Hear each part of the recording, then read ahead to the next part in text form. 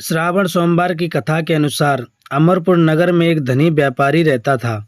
दूर दूर तक उसका व्यापार फैला हुआ था। नगर में उस व्यापारी का सभी लोग मान सम्मान करते थे। इतना सब कुछ होने पर भी वह व्यापारी अंतर्मन से बहुत दुखी था, क्योंकि उस व्यापारी का कोई भी पुत्र नहीं था। दिन रात उसे एक ही चिंता सताती रहती थी, उसकी मृत्यु के बाद उसके इतने बड़े व्यापार। और ऐसा मेरा निवेदन है आपसे। भगवान शिव ने मुस्कुराते हुए कहा, हे पार्वती, इस संसार में सबको उसके कर्म के अनुसार फल की प्राप्ति होती है। प्राणी जैसा कर्म करते हैं देता हूँ, लेकिन इसमें एक संदेह है। इसका पुत्र मात्र 16 वर्ष का ही होगा। 16 वर्ष से अधिक उसकी उम्र नहीं होगी। उसी रात भगवान शिव ने कहा था। यह रहस्य घर में किसी को नहीं मालूम था। विद्वान ब्राह्मणों ने उस पुत्र का नाम अमर रखा, जिसकी आयु सिर्फ 16 वर्ष है। यह बात पिता को पता थी। जब अमर 12 वर्ष का हुआ तो शिक्षा के लिए उसे वाराणसी भेजने का निश्चय हुआ। व्यापारी ने अमर के मामा दीपचंद को बुलाया और कहा कि अमर को शिक्षा प्राप्त करने के लिए वाराणसी छोड़ाओ। अमर अपने मामा के साथ शिक्षा प्राप्त करने के लिए चल दिया। रास्ते में जहाँ भी अमर और दीपचंद रात्रि विश्राम के लिए ठहरते, वहीं यज्ञ करते और ब्राह्मण को भोजन कराते थे।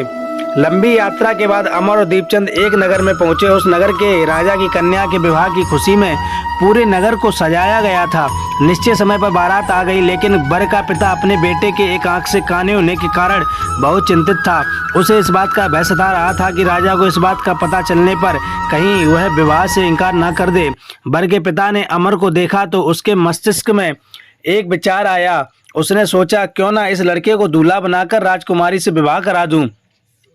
विवाह के बाद इसको धन देकर विदा कर दूंगा और राजकुमारी को अपने नगर में ले जाऊंगा, अपनी बहू बनाऊंगा। वर के पिता ने इसी संबंध में अमर और दीपचंद से बात की। दीपचंद ने धन मिलने के लालच में वर के पिता की बात स्वीकार कर ली। अमर को दूल्हे के वस्त्र पहनाकर राजकुमारी चंद्रिका से विवाह करा दिया गया। राजा ने बहुत सा धन देकर राजकुमारी को विदा किया, लेकिन अमर मन ही मन सोच रहा था। अमर जब लौट रहा था तो सच नहीं छिपा सका और उसने राजकुमारी की ओढ़नी पर लिख दिया, राजकुमारी चंद्रिका, तुम्हारा विवाह तो मेरे साथ हुआ था। मैं तो वाराणसी में शिक्षा प्राप्त करने जा रहा हूँ। अब तुम्हें जिस नव युवक की पत्नी बनना पड़ेगा वह एक आंख से काना है। जब राजकुमारी ने अपनी ओढ़नी पर लिखा हुआ पढ़ा तो उसने काने लड़के के साथ जाने से इनकार कर दिया। राजा ने सब बातें जानकर राजकुमारी को महल में रख लिया। उधर अमर अपने मामा दीपचंद के साथ वाराणसी पहुंच गया। अमर ने गुरुकुलनाथ, मुझसे इसके रोने के स्वर सहन नहीं हो रहे हैं। आप इस व्यक्ति के कष्ट को अवश्य दूर करें, ऐसी मेरी प्रार्थना है।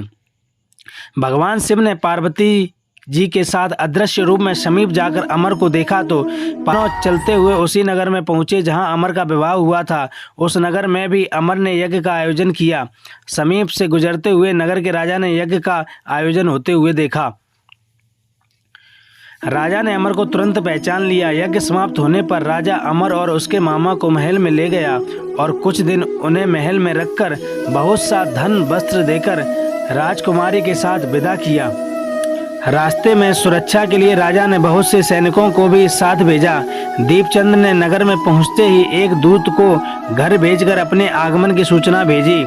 अपने बेटे अमर के जीवित वापस लौटने की सूचना से व्यापारी बहुत प्रसन्न हुआ और खुशियां मनाने लगा। व्यापारी ने अपनी पत्नी के साथ स्वयं को एक कमरे में बंद कर रखा था। भूखे प्यासे रहकर व्यापारी और उसकी पत्नी बेटे की प्रतीक्षा कर रहे थे।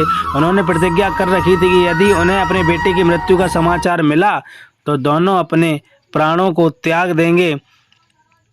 मैं भोले बाबा की सौगंध खाकर कहता हूँ। व्यापारी अपनी पत्नी और मित्रों के साथ नगर के द्वार पर पहुंचा। अपने बेटे के विवाह का समाचार सुनकर पुत्रवधू राजकुमारी चंद्रिका को देखकर उसकी खुशी का ठिकाना न रहा। उसी रात भगवान शिव ने व्यापारी के स्वप्न में आकर कहा, हे श्रेष्ठी, मैंने तेरे सोमवार के व्रत करने और व्रत कथा सुनने से प्रसन्न होकर व्रत करते हैं, व्रत कथा सुनते हैं, उनकी सभी इच्छाएं पूरी होती हैं।